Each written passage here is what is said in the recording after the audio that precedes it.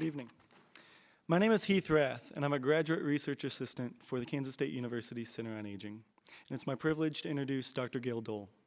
Dr. Doll is the director of the Kansas State University Center on Aging. She holds a bachelor's degree in art education from McPherson College, a master's degree in exercise physiology, and a PhD in lifespan development, both of which were received here at Kansas State University. She has over a dozen publications, including her most recent book, Sexuality and Long-Term Care, Understanding and Supporting the Needs of Older Adults. It's unique to find a teacher who will go out of their way to ensure each and every one of her students receives the best possible education they can. And it is even rarer to find a teacher who can make their students feel as if they are equals. And it is nearly impossible to find a teacher who is willing to try on an 80s prom dress in their office without hesitation. That happened about 5 hours ago, by the way. But Dr. Doll somehow manages to accomplish all of these with ease. She has been a huge influence in the lives of countless students, including my own. She began as my teacher, later became my boss, and I am now proud to say she is my friend. So without further ado, it's my privilege to introduce Dr. Gayle Doll.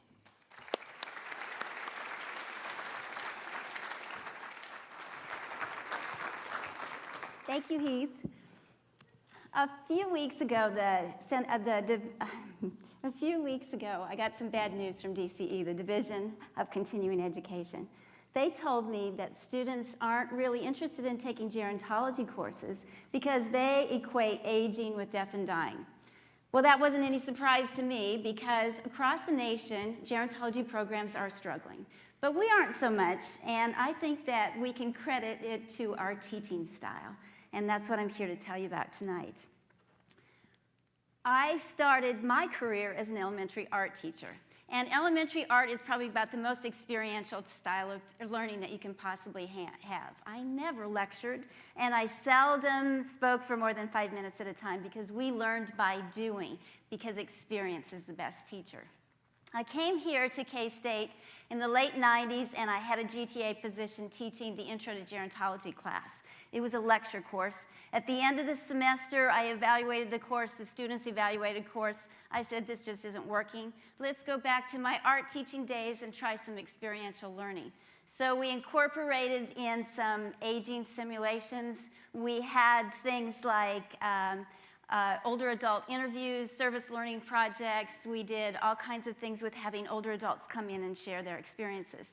This is a tradition that's continuing with some amazing instructors in my Center on Aging right now. So a few years later, I picked up the seminar course. And the seminar course is a class that uses a book called Aging Concepts and Controversies. And this book sets up a series of debates of older adults against younger adults. And these are some of the topics from the book. As I was teaching the class, I couldn't help but think that the debates would have been a lot better if the older people were there to support their side of the issue. So I decided to get a mentor for each one of my students. And I recruited those mentors from Meadowlark Hills, which is a retirement community just north of this campus. I recruited them from the independent living residents, many of whom have been professors and alumni of K-State, including Dr. Bill Stamey, who was the Dean of Arts and Sciences. This is Dr. Charlie Hall, who's the agronomist from Iowa State who genetically programmed the stripes in watermelon. He tells me that's true. And this is Polly Farrell. Polly Farrell's husband died when she was pregnant with their second child. She raised those kids all by herself and taught home economics. She's still teaching in my class. It's good for her, it's good for me, because experience is really the best teacher. So how does this work? Before the semester, as soon as I get my enrollment numbers, I go to recruit the older adults. I have gone to a lottery system because even though I've had as many as 40 students at a time, I still have more mentors than I have students because it's really popular at Meadowlark Hills. So we've got lots of mentors. I send them a packet of information at the beginning of the semester. Readings they're supposed to read. They're about as reliable as my students are with doing that. And then we meet. We meet 2 times a month, but they're encouraged to meet with their mentees outside of the formal classroom, which they do. They sometimes have lunch or dinner or trips to Aggieville together, and they become fast friends, and they learn a lot through the experience. My mentors develop their own expertise. So Case is about healthcare. He likes to talk about healthcare. Polly reminds the students again and again to have end-of-life discussions with their family members before it's too late.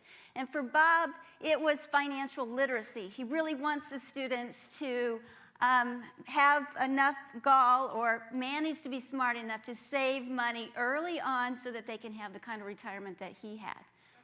The following story sort of illustrates one of the experiences we had in class. A few years ago, we were talking about life expectancy. And I posed this question to the older adults and younger students, and I said, what if your life when you were born was going to last 150 years instead of the 80 years we expect now? How would you live your life differently? A woman in the front row, 85 years old, raised her hand. I called on her. She said, I'd have more lovers.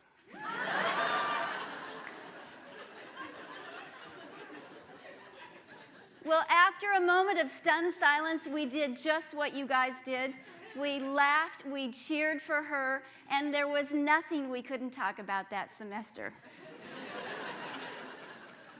So what are the outcomes for our students? Many of our students are pre-health students, and they get to learn right off the bat about chronic illnesses and how to make adaptations to them.